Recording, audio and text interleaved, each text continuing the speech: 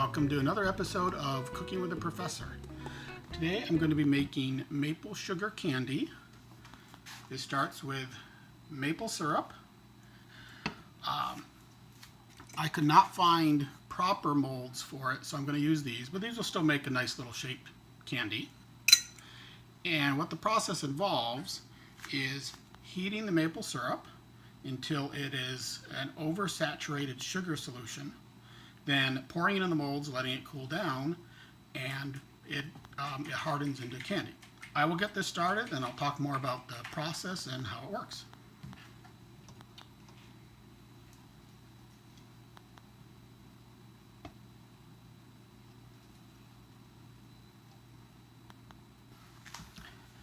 Candy making is all about chemistry. It's all about the amount of sugar dissolved in water, and that controls what kind of candy you end up with at the end.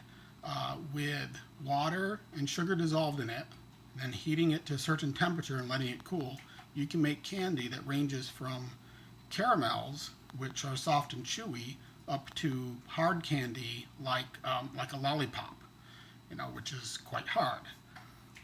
The way to control this process is by the temperature. As the water boils and more water evaporates from the sugar solution, the temperature slowly goes up. There are charts which will tell you which temperature corresponds to the type and the hardness of candy that you'll get at the end of the process.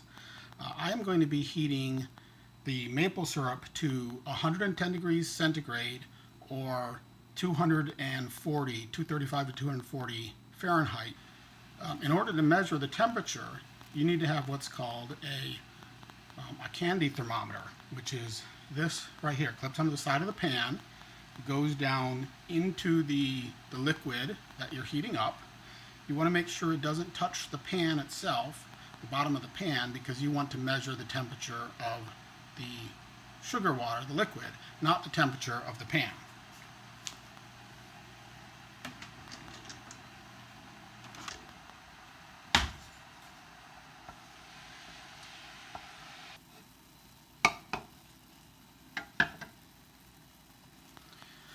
As you can see, that's in a nice boil right now. Actually, it's boiling a lot. So I might need to turn the temperature down just a little bit. And I will let that boil until it reaches a hot enough temperature. Again, I'm aiming for 110 Celsius or 235 to 240 Fahrenheit.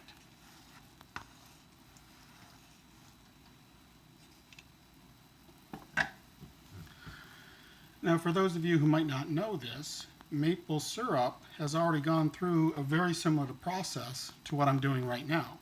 Maple syrup is made from sap from sugar maple trees. It's collected in the springtime. If you have weather that is above freezing during the day and below freezing at night, the sap, which is the liquid in the trunk, moves up and down between the roots and the branches every day. The way it's collected, you cut a V-shaped notch into the trunk and pound a small metal trough into the trunk and hang a bucket from it. As the temperature changes, the sap goes up and down. Sap will drip out from the trunk into the bucket. It's then collected and taken back to a processing area. To process the sap into maple syrup, it's boiled until a lot of the water is boiled away. It takes 40 gallons of sap to make 1 gallon of syrup. So this has already been highly concentrated. Now I'm going to boil just a little bit more out of it to get it slightly more concentrated, and that's what will let it turn into sugar when it cools.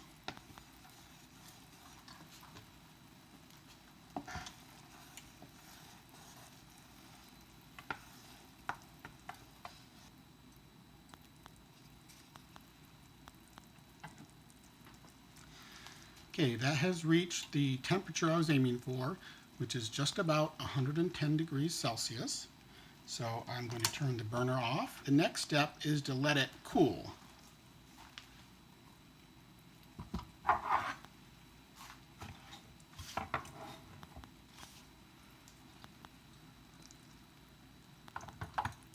I've been checking the temperature. It's just over 175 Fahrenheit or 80 Celsius right now. So the next step is to mix it.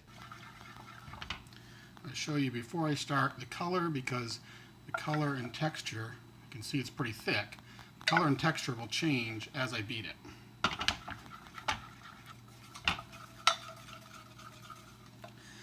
Okay, I'm about halfway through the 5 minutes, and you can see the color is slowly changing as I beat it. It's been just about 5 minutes. This is getting much harder to stir. You can see it's crystallized and changed colors. This process is a lot like beating a mixture of milk and sugar and flavors to make ice cream instead of just letting it freeze. It's crystal formation, and by beating it, well, the crystals, in the case of ice cream it's water crystals, in this case it's sugar crystals, but the idea is the same. By stirring it constantly as those crystals form, the crystals stay small and you get a nice creamy mixture rather than what would otherwise be pieces of ice. I soon won't be able to pour this into my mold, so I better get started on that right now.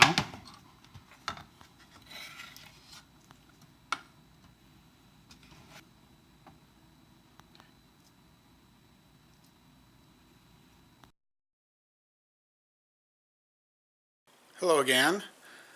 I had a little camera malfunction there at the end of making that maple sugar candy. It was almost finished, but I want to show you the final product. I had 8 of these, pretty nice shape for the molds I was using. These are very soft. You can see they almost crumble when you break them apart. They're almost like a caramel inside. And they're very good. Thank you for joining me for another episode of Cooking with a Professor, and I will see you next time.